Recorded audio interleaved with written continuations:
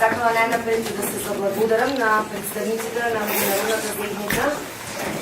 амбасадорот Ајво Урав, амбасадорката Лорен Соер од француската амбасада, британскиот амбасадор, представници на холандската амбасада, американската амбасада, словенската амбасада и сите други дипломатски представништва кои што се денеска со нас, што дојда да ни изразат својата поддршка,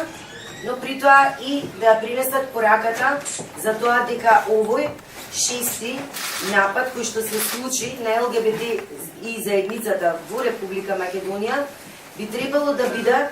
показател за тоа дека е неопходно потребно да се спроведе ефективна истрага која што на крајот ќе доведе до тоа да бидат фатени сторителите не само на овој последен напад, туку и на оние претходни напади кои што се случија,